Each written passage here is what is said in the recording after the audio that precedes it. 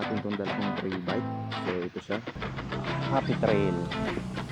Dito pwede mag-rent ng ATV. So titingnan.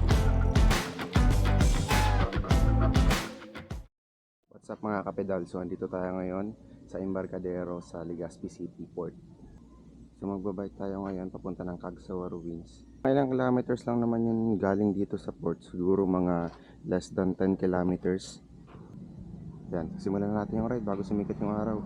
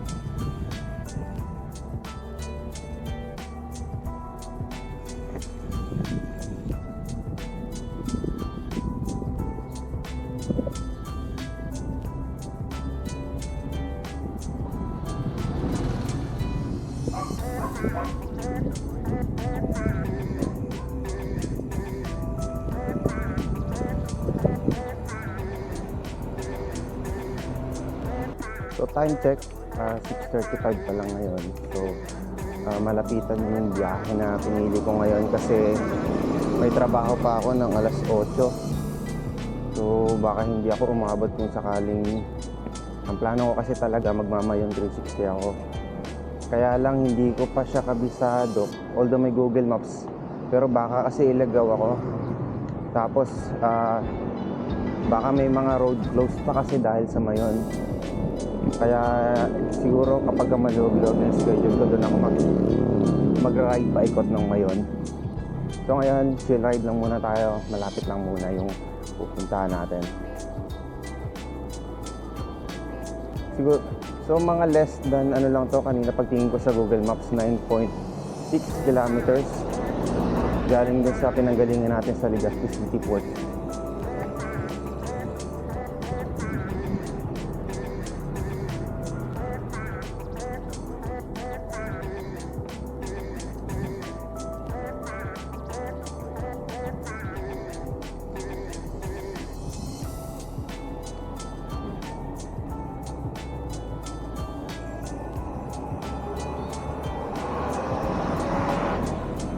So kung makikita nyo ngayon, nakaset up yung Google Maps ko dito sa baba ng bike. May top tube ng bike. Morning sir. Hindi tayo napansin.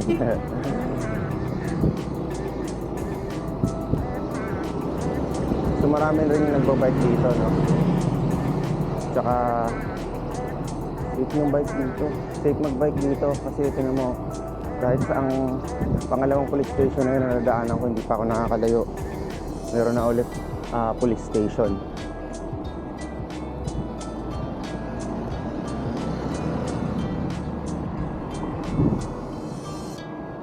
Sarap ng Simoy probinsya. Yung kaibahan guys nung kapag ka nagbabike ka sa city ride lang at saka sa mga probinsya, no? So kung doon puro usok, dito puro asphalt. Joke lang. So safe naman yung ngayon, hindi pa naman talagang nagkakaroon ng asphalt. So siguro hindi lang natin nakikita, pero hindi pa naman siya ganun, parang alam mo Makati sa lalamunan, hindi naman siya ganun. So mamaya pagkalapit natin sa Mayon, may kita natin kung muusok pa ba siya. Medyo natatakpan pa siya, hindi pa makita dito. Kahapon tinry ko mag-ride papunta ng Cagsawa Ruins. Kaya lang naligaw ako ng Google Maps kaya parang ayoko na siyang sundan. So dapat pala sinundan ko lang yung highway. Hindi ako kumanan doon sa sa pinapakananan sa akin ni Google Maps. Napunta tuloy ako sa sa malayo.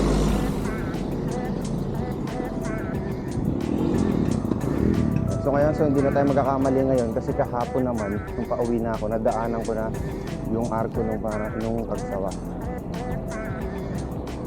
So sure na sure tayong mararating natin siya ngayon.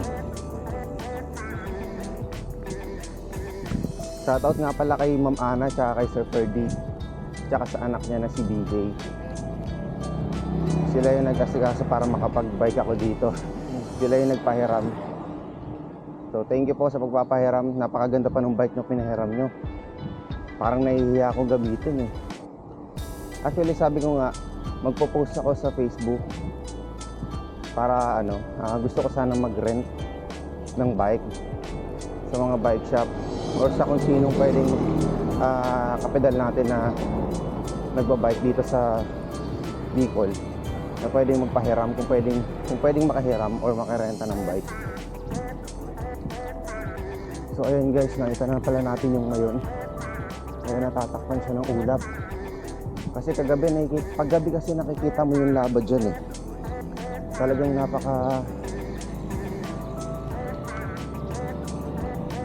talagang may kita mo napakaliwanag kahit malayo. May kita mo talaga may laba doon sa bunganga ng bulkan. So kaya ngayon natatakpan siya. Sayang di natin siya makikita ngayon.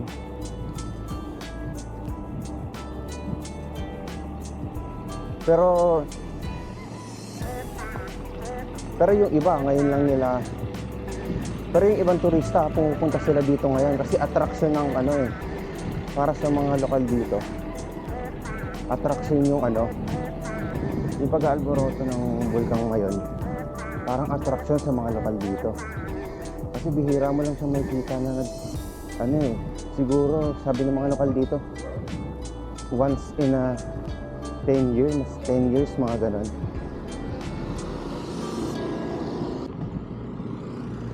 Pero may kita nyo ngayon, bumili pa ako ng cycling jersey, ng helmet tsaka shades para maging komportable tayo dito sa ride na to.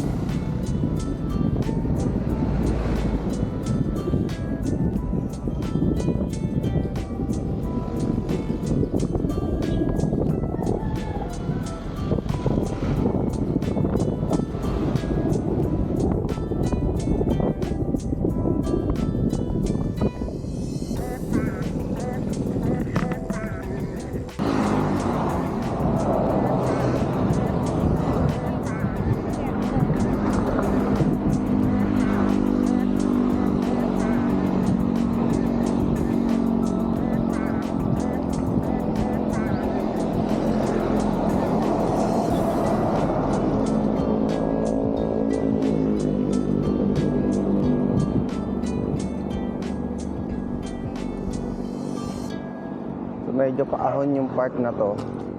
Dito ko tuloy-tuloy na pababa kahapon eh. Nung pabalik ako.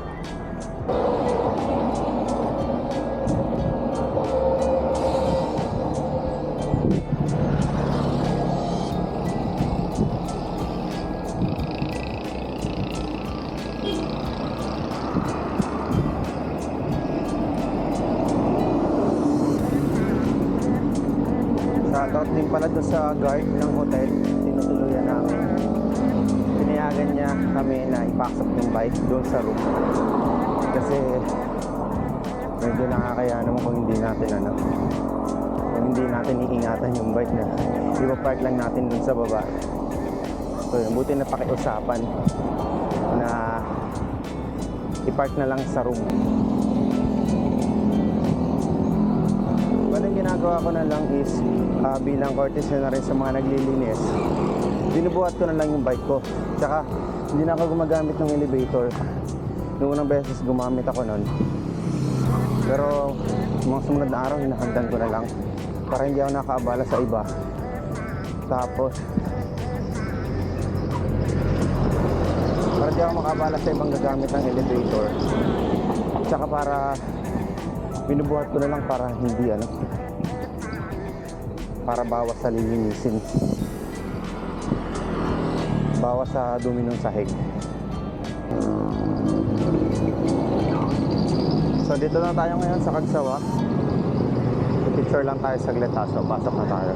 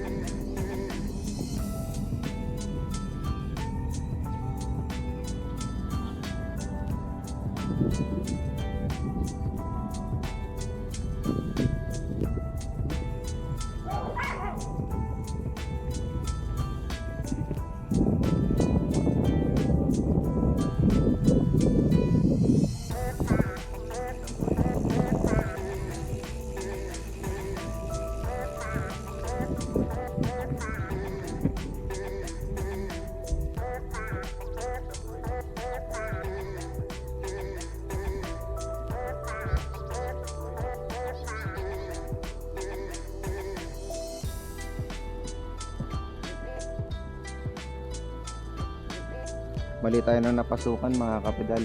Ay tulay na nga pero nag-offroad pa. porket naka full shoes nag-offroad. Hindi sinundan yung yung ginawang tulay.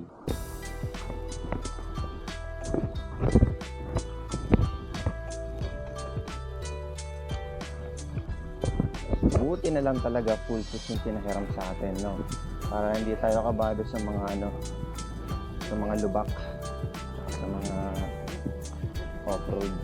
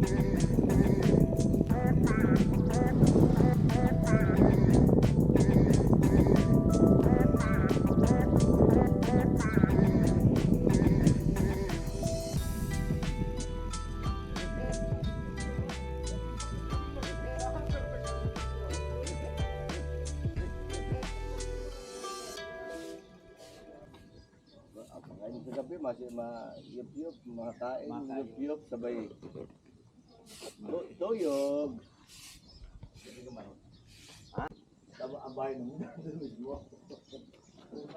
Normal na lang po yung ganyan na. Normal lang sa amin yan. Opo. Araw-araw kita mo yan. Sabi ko baga, ilang araw lang, hindi ko man lang nakikita yun na. Pag umayarap, maraming tao dito. Oo nga po. Buti nga po ang mga flight hindi pa canceled eh. Hindi naman niya kakasin. Hindi naman po. Hindi man sila mag-divert doon ang lipad.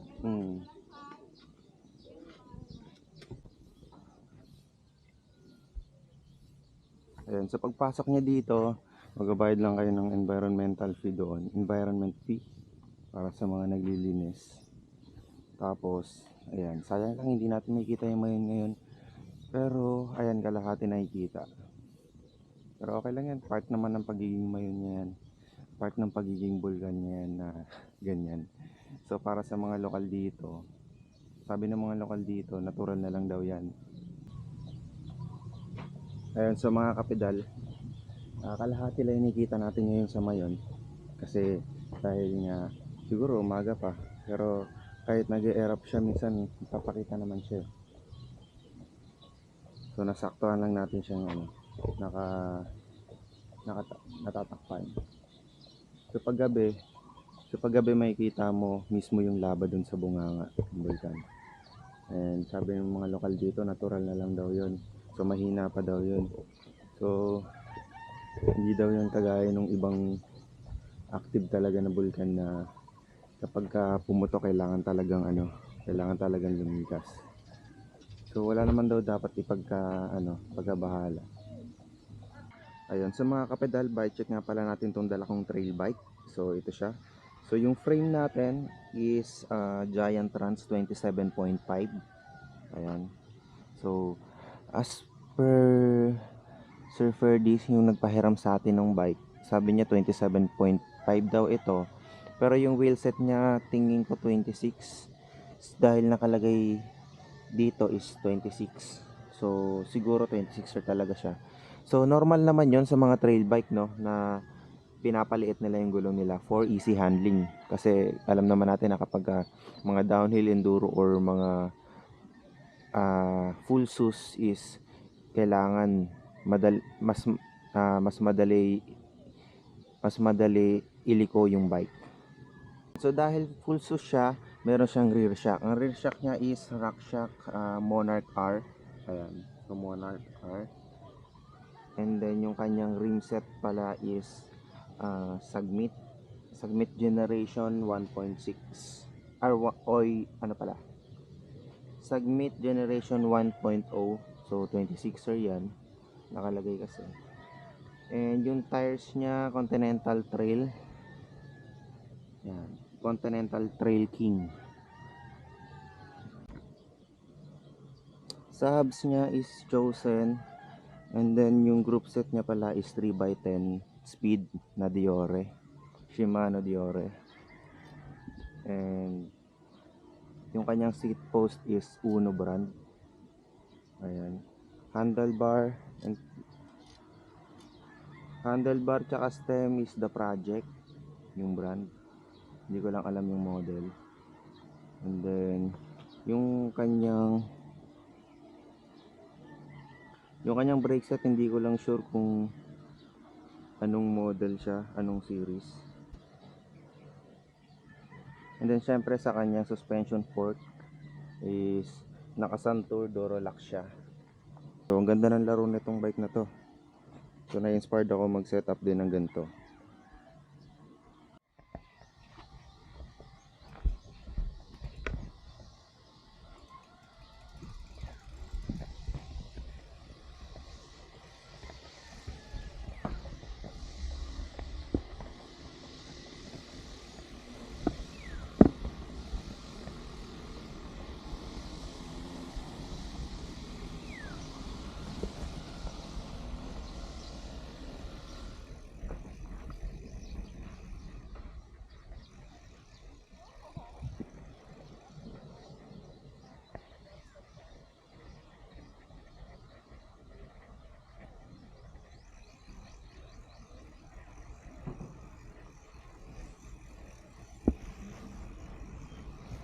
Sige sir.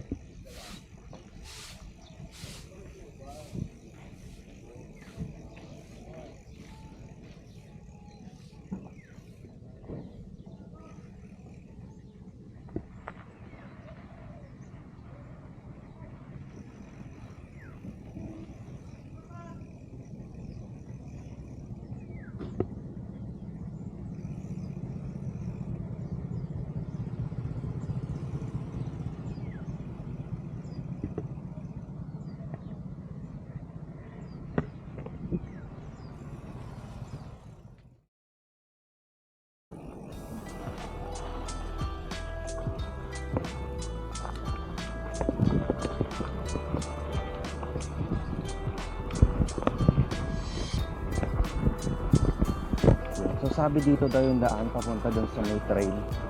Papunta ng hanggang doon lang sa pinakamalapit. Kung ano na pwede natin mapuntahan.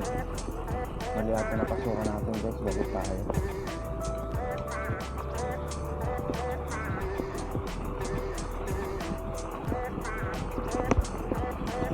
Hindi ko sure kung andito ba yun o dun tayo sa baba. Dito tayo, mali na naman tayo guys. Hindi ata dito yun.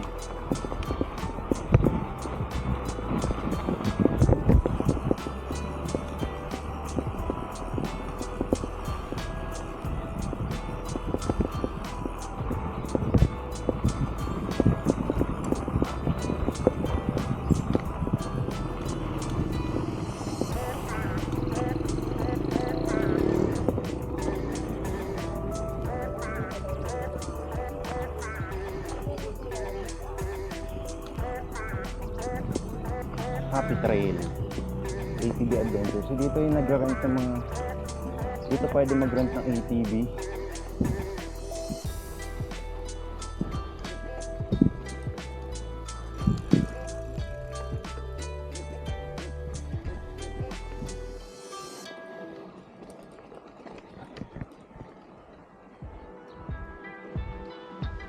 Ba't pala sinundan ko rin yung daan kanina?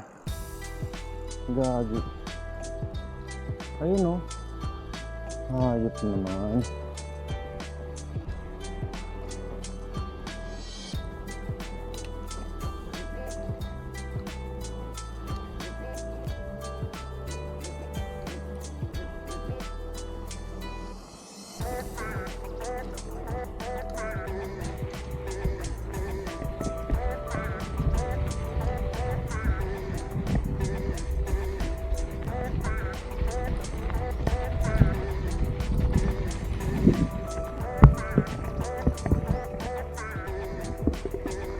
Hindi ko nga bike to.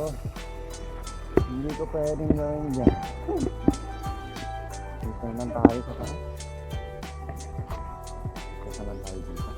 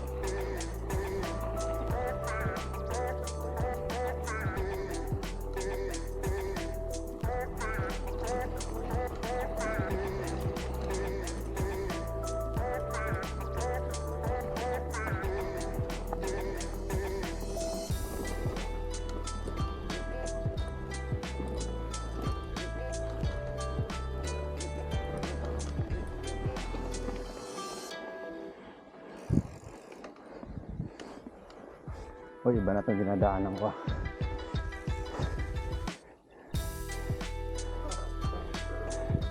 Hindi nata pwede dito. Napagalitan na tayo ng baka. Sorry po.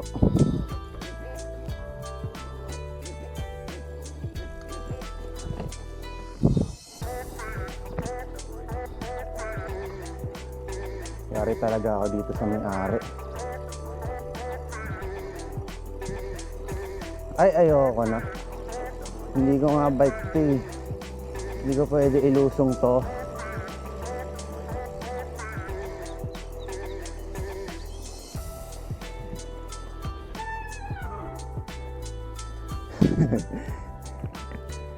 So magre-retreat na tayo, no? Kasi hindi naman natin to bike, so nakakaya naman kung ilulusong ko lang to kung saan saan. So ayun, so balik na tayo. Punta na tayo sa Alsada. Hindi ko sure kung makakapag 360. Ngayon 360 pa ako kasi medyo busy din sa trabaho. Kaya kailangan kasi pag magti 360 ako, gumising ako ng maaga. So late din naman ako natutulog. So parang ang impossible sa akin sa ngayon kasi napunta lang naman ako dito ng Bicol para magtrabaho at naisingit ko lang tong pagbabike. Syempre hindi pwedeng pabayaan yung pagbabike. Okay lang magtrabaho, basta wag niyo pabayaan yung pagbabike. So ride safe.